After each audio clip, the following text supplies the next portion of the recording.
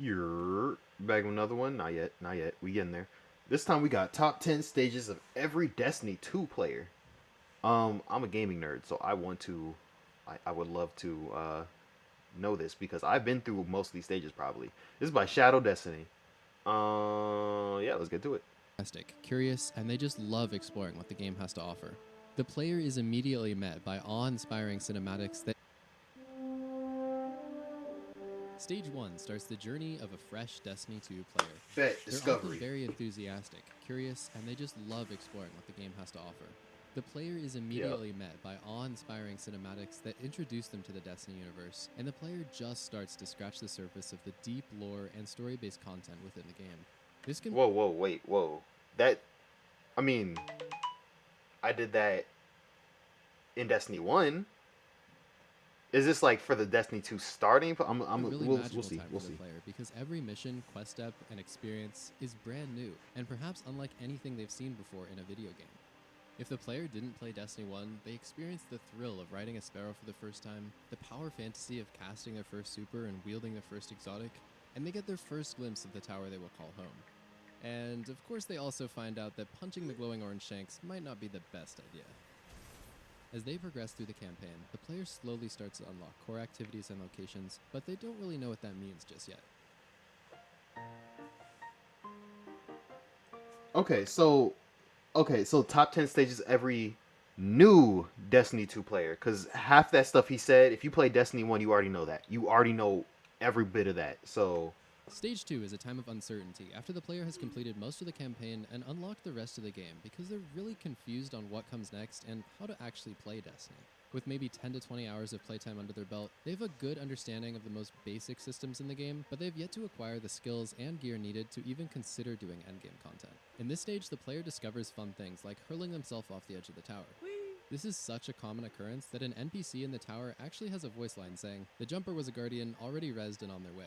The player proceeds to test the waters of the Crucible, but gets completely annihilated by team shots and opponents who seem to be moving impossibly fast, so they go back to PvE to become more comfortable with the game and get more powerful loot.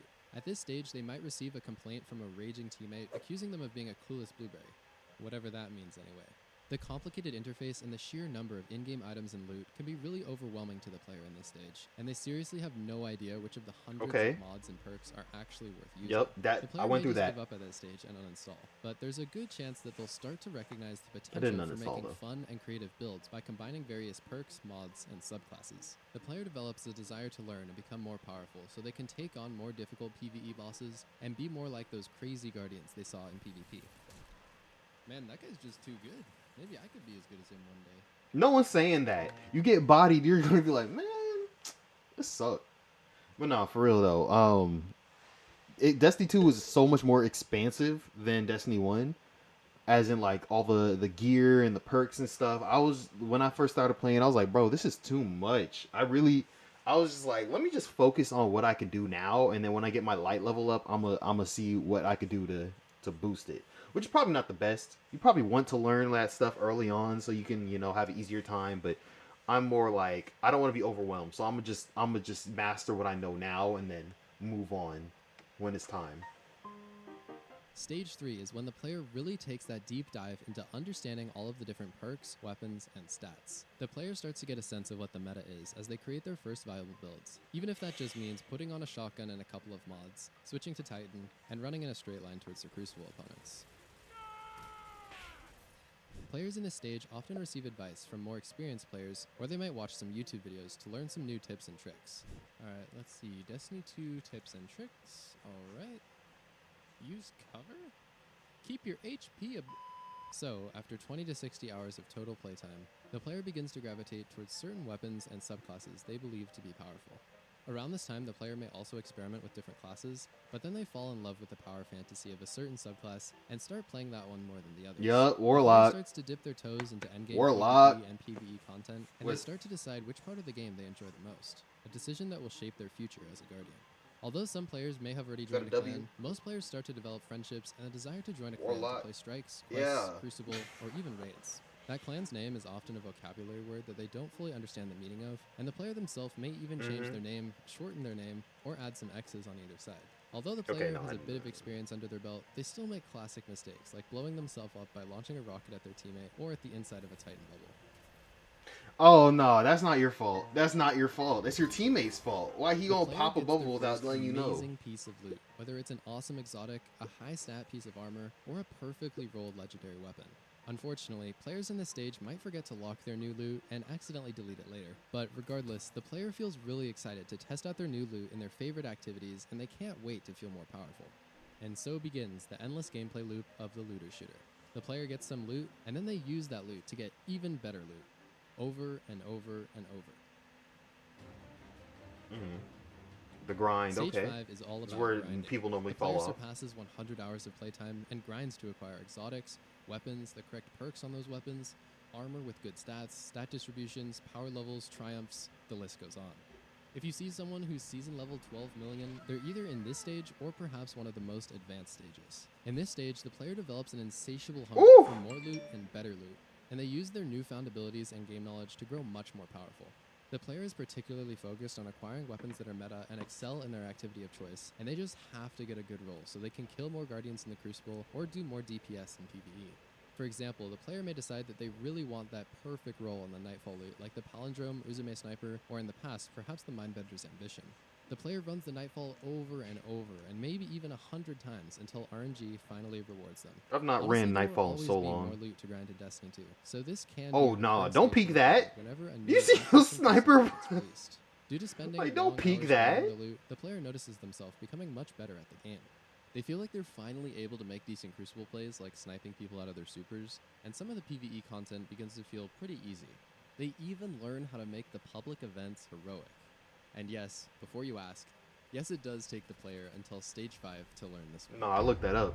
I looked that up. I just wanted some loot quick. I looked that up real Stage 6 early. is the tryhard. Now that the player has acquired some reasonably powerful loot, they embark on the quest of attempting more challenging activities and trying to prove themselves to be a good player. The player sets up a goal for themselves, like getting a 20 kill streak in the Crucible or unlocking a certain Hell no. title, and they are truly driven to achieve it. In pursuit of that goal, the player will only use the most overpowered and broken weapons in the game and completely disregard the hundreds of other options at their disposal. They will do whatever it takes to succeed, even if that means employing some more advanced techniques. I did that in Destiny 1.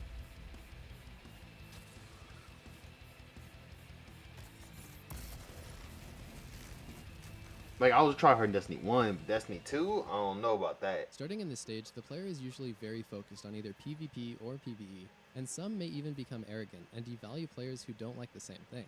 They make comments like, Destiny is a PvE game, who cares about the Crucible? Or conversely, shooting Drigs for the 2 millionth time is insanely boring. Where's the Crucible content? At this point, the player also begins to see more success in endgame activities like PvP, trials, raids, and maybe even Grandmaster Nightfalls. Players in this stage have a range of actual skill level, but as tryhards, they are up to the challenge and they do whatever it takes to improve. Especially if the player begins to take the game too seriously, this type of tryhard attitude almost invariably leads the player to stage 7.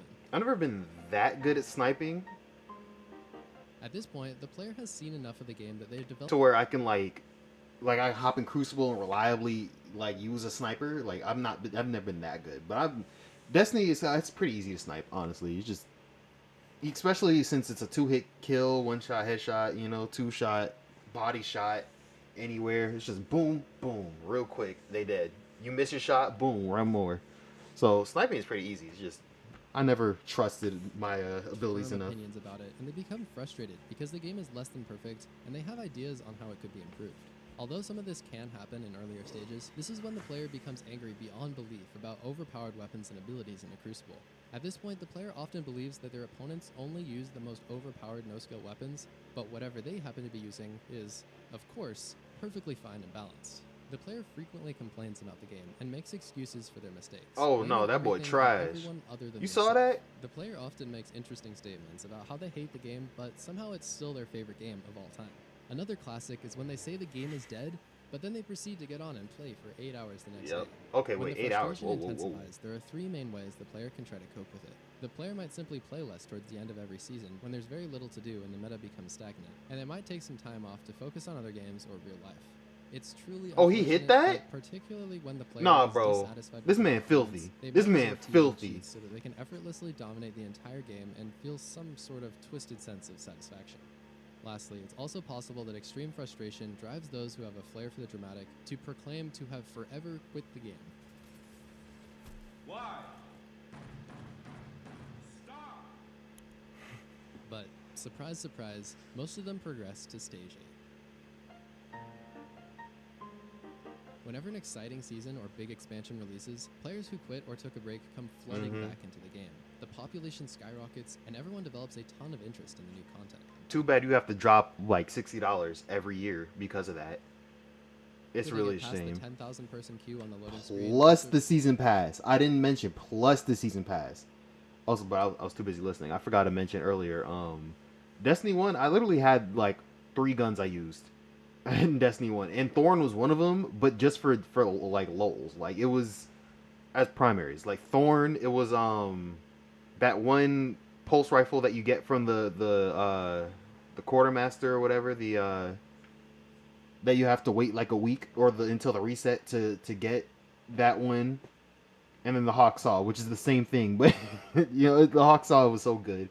Those were 3 primaries I used the entire time, nothing else. I might like throw in something for like a game or two, but then I'm just like, nah. Just like the Monte Carlo in Destiny 2, I use that all the time. I love the Monte Carlo and Thorn, my baby, Thorn baby. As the discourse around the game reaches a high point and everyone dives into the new content.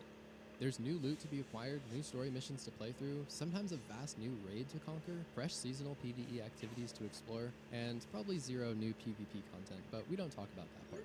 Some players in this stage become obsessed with the game and play unhealthy amounts until they've exhausted all of the new content, and unfortunately that can lead to them regressing back to the frustration stage. And honestly, some players just never leave that stage, even when the game is at its best.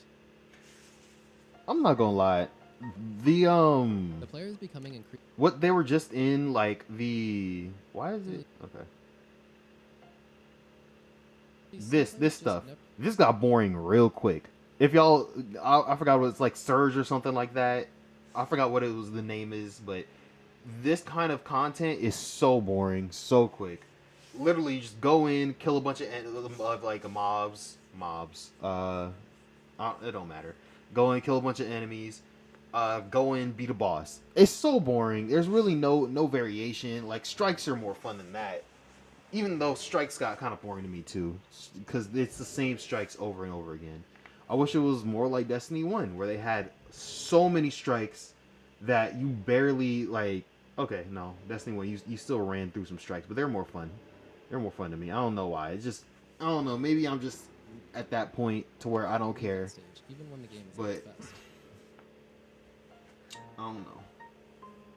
The player is becoming increasingly successful with endgame content, and they dedicate a lot of playtime towards accomplishing their goals. As they've played for hundreds or perhaps even thousands of hours, they've been through some tough times, but they just keep pushing forward. At this stage, the player's dedication turns them into quite a good player.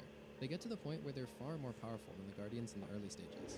They might play Trials of Osiris and raid on a weekly basis with reasonably high success. This stage can contain Don't have people truly like memorable for that. experiences like clutching a flawless Trials game, soloing dungeons or Grandmaster Nightfalls, and attempting or even beating a Day 1 raid.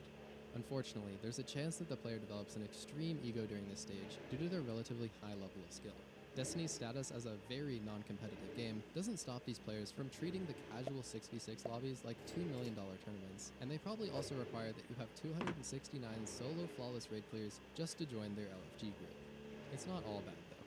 At this point, the player might be skilled enough to help other, less experienced Guardians through their activities and actually help them improve.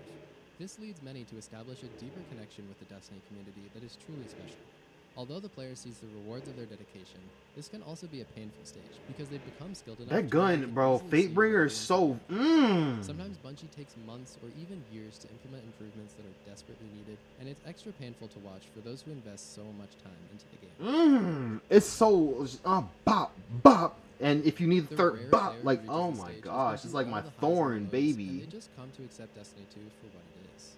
They've firmly established themselves as a Destiny 2 player, and regardless of its strengths and weaknesses as a game, the player is able to find enjoyment from their experiences. They basically fuse. Bro, that first dude was trash. How you not kill him? This player always wants the game to improve, and they provide meaningful and respectful feedback that is actually conducive to improving the game, unlike the rage and hateful comments that someone in the frustration stage might produce. The player also accomplishes goals and objectives they set for himself.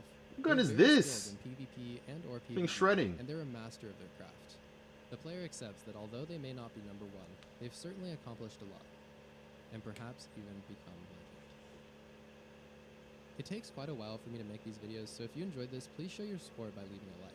If you also want to take your sport to the next level, I have a Patreon with some pretty cool benefits linked in the description.